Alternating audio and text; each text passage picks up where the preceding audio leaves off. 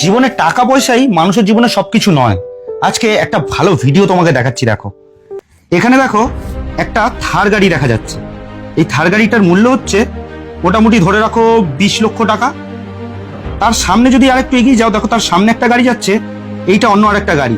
এই গাড়িটার মূল্য প্রায় ওই 1 কোটি টাকা মতো হবে, ঠিক আছে। তার আগে দেখো আরেকটা গাড়ি যাচ্ছে, এই গাড়িটার মূল্য কম করে 2 কোটি টাকা।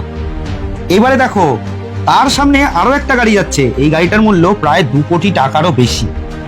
এইবারে দেখো তার সামনে একটা সাদা রঙের গাড়ি যাচ্ছে, সেটা ফুল দিয়ে সাজানো, আর এই গাড়িটা হচ্ছে অ্যাম্বুলেন্স গাড়ি, যার মূল্য এই গাড়িগুলোর থেকে অনেক কম, ওই 10 লাখ টাকার মতো হবে। এই ফুল দিয়ে সাজানো অ্যাম্বুলেন্সের মধ্যে একজন ব্যক্তি যিনি মৃত, তাকে নিয়ে যাওয়া হচ্ছে। সে কে জানো? সে হচ্ছে এই যে যতগুলো নামি দামি গাড়ি দেখালাম, সেই সমস্ত গাড়ির মালিক।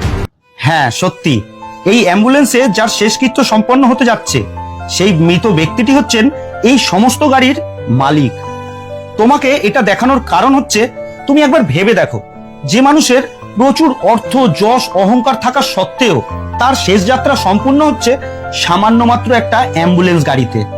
তাই মানুষ, তুমি, আমি, আমরা যেই হই না কেন, আর আমরা জীবনে যতই অর্থ সম্পদ অর্জন করে থাকি না কেন, আমাদের যতই বড় বাড়ি, গাড়ি আর যতই ব্যাংক ব্যালেন্স থাকুক না কেন, আমাদের শেষ যাত্রা কিন্তু আমাদের মনের মতন করে কখনোই হবে না।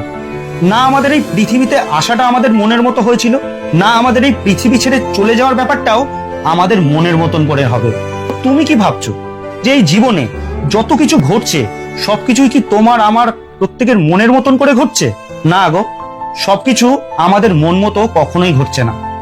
আসলে আমরা শুধুমাত্র আমাদের অহংকারের বশে সেই সব কিছুকে নিজের বলে দাবি করি, আর এটা একদমই একটা ভুল সিদ্ধান্ত। তাই এই পৃথিবীতে আমরা যতদিন আছি ততদিনই আমাদের মন খুলে আনন্দ করে বাঁচতে হবে। অহংকার করলে চলবে না, কারণ আমাদের জীবনের শেষ যাত্রা কিন্তু বিলাসবহুল সবকিছু ছাড়াই খুবই সামান্যভাবে সম্পন্ন হবে।